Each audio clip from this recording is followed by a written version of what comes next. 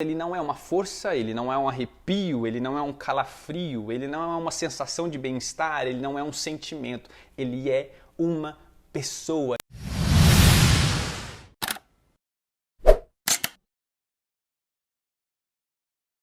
Fala, meus queridos, Isaac Alves aqui e hoje mais uma vez eu quero compartilhar um assunto muito interessante com você. Mas antes de entrarmos no nosso assunto, quero pedir que logo agora no começo já se inscreva aqui no canal se você ainda não é inscrito, deixe o seu like, deixe a sua opinião sobre esse vídeo aqui embaixo no final, pega esse link que vai estar aqui na descrição, compartilhe com o maior número de pessoas que você conseguir.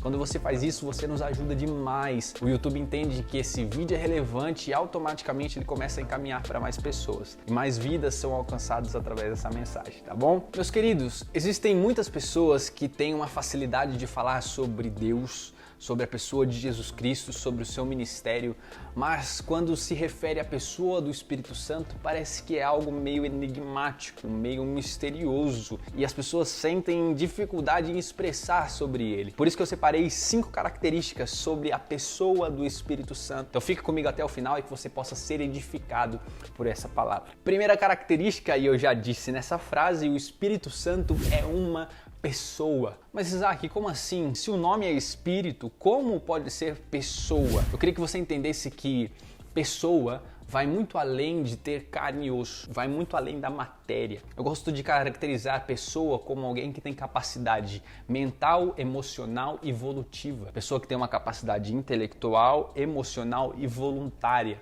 E o Espírito Santo tem todas essas 3 capacidades. Vamos ler alguns textos da Bíblia para que fique mais claro isso que eu estou querendo dizer. Olha só, capacidade intelectual. 1 Coríntios capítulo 2, versos 10 e 11. Olha o que diz. Porquanto o Espírito Santo tudo investiga, até mesmo as profundezas de Deus. Olha o final do verso 11. Assim, igualmente, ninguém conhece os pensamentos de Deus a não ser o Espírito de Deus. O que esse texto está falando? O Espírito Santo tem uma capacidade de investigar, de conhecer, de mentalizar, a ponto de dizer que ninguém conhece a essência de Deus a não ser o Espírito Santo, a não ser o Espírito de Deus. Então ele tem uma capacidade intelectual absurda. Isso faz dele uma pessoa. Segunda característica de personalidade, de pessoalidade, é a característica emocional. Olha o que Paulo vai dizer em Efésios capítulo 4, verso 30. E não entristeçais o Espírito Santo de Deus. Conselho de Paulo para os irmãos de Éfeso e também para mim e para você é que nós não venhamos a entristecer o Espírito Santo com as nossas ações, com a nossa vida, com as nossas atitudes. Então o Espírito Santo é alguém que pode ser entristecido. Logo ele sente, logo ele tem emoções e isso faz dele uma pessoa. Terceira característica de personalidade é a capacidade de tomar decisões por conta própria. Olha o que diz 1 Coríntios capítulo 11, verso 12. Entretanto, o mesmo e único Espírito realiza todas essas ações e ele distribui individualmente a cada pessoa conforme deseja. Paulo está falando alguns versos antes sobre os dons do Espírito, que ele distribui para quem ele quer, a hora que ele quer e da forma que ele quer. Ele age, ele tem liberdade de agir, ou seja, ele tem vontade própria. Então essas 3 características fazem dele uma pessoa.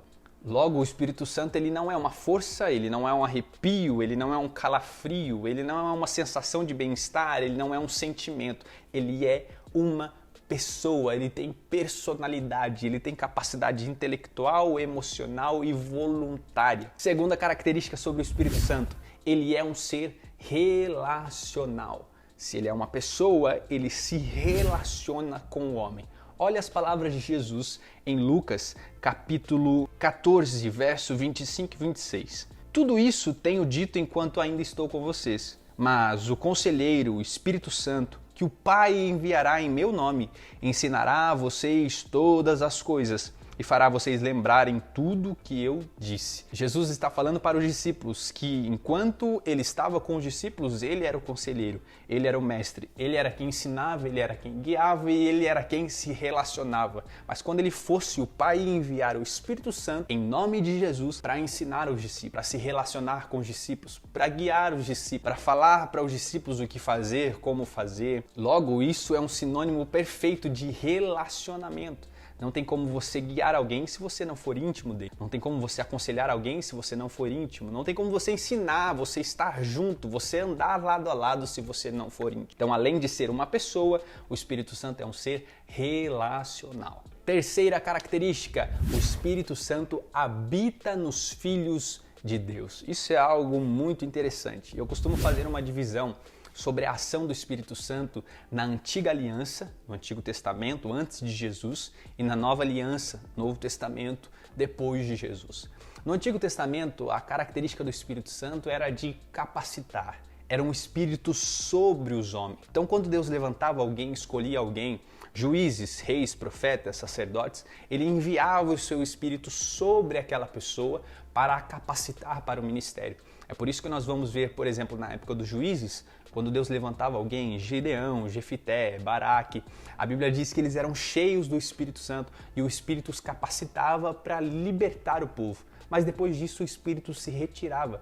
Então era algo transitório, o Espírito vinha e o Espírito saía. Um exemplo disso é Sansão. Quando Sansão quebrou os votos do nazireado que Deus tinha estabelecido, a Bíblia vai dizer que o Espírito Santo se retirou dele. O Espírito Santo se retirou de Saul, o rei que Deus tinha levantado. Então era algo transitório, era um Espírito sobre os homens.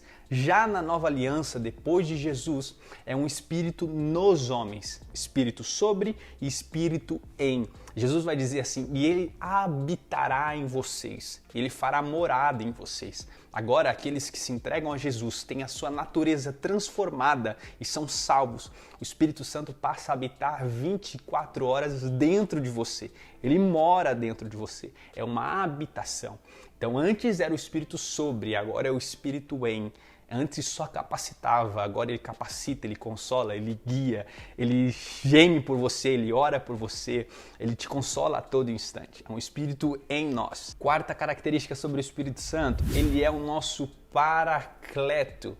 Essa palavra no grego paracleto, ela, de forma geral, ela quer dizer consolador. Quando Jesus diz que eu vos enviarei outro consolador, ele está dizendo eu vos enviarei outro paracleto. Mas eu gostaria de contar para vocês duas aplicações para esse termo, no contexto romano e no contexto grego. No contexto grego, o paracleto era um amigo de alguém que estava sendo levado para um tribunal. Então, quando alguém ia se apresentar diante da corte, que estava sendo condenado ou estava sendo acusado de algum crime ou algum delito, ele podia trazer consigo um amigo. E esse amigo tinha liberdade no tribunal para falar em nome daquele que estava sendo acusado. Nos nossos dias é basicamente como um advogado. Porém, esse amigo não cobrava nada. Ele ia por amor, ele ia por intimidade, ele ia pela amizade que ele tinha com aquele que estava sendo investigado, com aquele que estava sendo levado junto ao tribunal. E esse amigo falava em nome daquele. E é exatamente o reflexo perfeito da ação do Espírito Santo em nós. Ele fala por nós, ele fala em nosso nome. A Bíblia vai dizer que mesmo quando não sabemos orar, ele geme por nós com gemidos inexprimíveis. Eu gosto de uma tradução que diz que ele geme com gemidos que não poderiam ser transmitidos em palavras. Isso é extraordinário, porque é como se a nossa oração fosse até um ponto. Mas a partir dali o Espírito Santo geme junto ao Pai por nós. Ele é um gemido, é um choro que nós nunca poderíamos expressar em palavras. Então ele ora ao Pai da forma que agrada ao Pai. Então ele fala em nosso nome. Esse era o contexto do paracleto na cultura antiga grega. Já na cultura romana, o paracleto era alguém que era levantado como um oficial militar. Quando o exército de Roma, o grande exército de Roma, que conquistava várias cidades, que estava sempre marchando, devastando tudo que vinha pela frente, estava indo para uma batalha, mesmo sendo um grande exército e poderoso, eram homens, então eles sentiam medo. Então esse paracleto era um soldado que tinha a incumbência de cavalgar ao lado do exército. E ele ia liberando palavras de encorajamento para aquele exército, falando sobre a fraqueza do inimigo e sobre a força do exército, falando das suas vitórias anteriores e falando dos pontos fracos do inimigo. Então ele encorajava o exército e o exército cada vez mais se fortalecia com as palavras do paracleto, esse oficial militar. Isso também é um reflexo perfeito da ação do Espírito Santo em nós. Além de falar por nós, além de ser o nosso conselheiro, ele é quem nos encoraja, ele é quem nos levanta no momento de dificuldade, ele é quem nos coloca de pé, ele é quem nos conforta, nos restaura, ele é quem está sempre disposto a nos encorajar. Quinta e última característica sobre o Espírito Santo: ele não fala de si mesmo. Olha as palavras de Jesus lá em João capítulo 16, a partir do verso 12. Eu ainda tenho muitas verdades que desejo vos dizer, mas seria demais para o vosso entendimento nesse momento. No entanto, quando o Espírito da verdade vier, ele vos guiará em toda a verdade. Porque não falará por si mesmo, mas dirá tudo o que tiver ouvido e vos revelará tudo o que ainda está por vir. O Espírito me glorificará, porque receberá do que é meu e vos anunciará. Tudo quanto o Pai tem pertence a mim. Por isso é que eu disse que o Espírito receberá do que é meu e o revelará a vós. O que Jesus está dizendo? Ele tinha muitas coisas para ensinar aos discípulos, muita coisa para falar aos discípulos, mas seria demais para aquele momento. Então, quando eles recebessem o Espírito Santo estivesse habitando dentro deles, o Espírito Santo não falaria de si mesmo, mas apresentaria a Cristo cada vez mais. Aquele tempo que Jesus não teve para apresentar aos discípulos todo o conhecimento, toda a sabedoria, agora era papel do Espírito Santo. E agora é papel do Espírito Santo. Então a incumbência do Espírito Santo é apresentar Cristo para nós. É construir a imagem de Cristo em nós. É de glória em glória nos transformar na imagem do Filho. Então o Espírito Santo fala de Cristo, aponta para Cristo. Assim como Cristo, quando esteve na terra, falava do Pai e apontava para o Pai. Então esses são um dos papéis do Espírito Santo. Eu falei que era 5, né?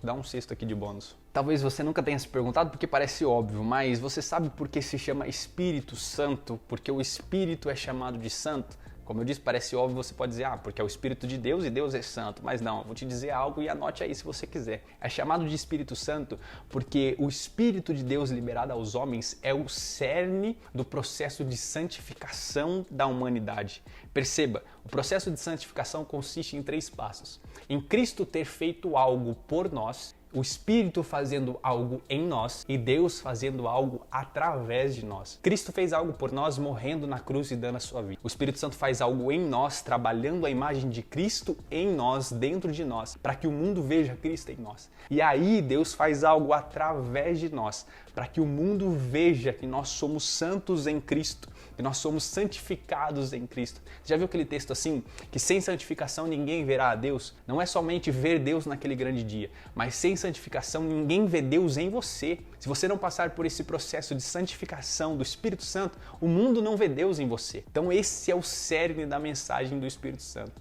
Trazer santificação, trazer o processo de santificação do homem para que o mundo veja Cristo em nós. Tá bom, meus queridos? Deus abençoe. Esse foi o vídeo de hoje. Eu espero que você tenha sido edificado por esse tempinho que nós ficamos aqui junto. Mais uma vez, deixe o seu comentário aqui, sugestões de vídeos. Se você quer que eu continue falando sobre a pessoa do Espírito Santo, tem muito assunto para falar, tem muita coisa para falar, tá bom? Deus abençoe a sua vida. Fique conosco, nos siga nas redes sociais. A gente sempre está postando algumas coisas nos stories, coisas que podem edificar a sua vida. Que Deus abençoe e até a próxima. Tchau!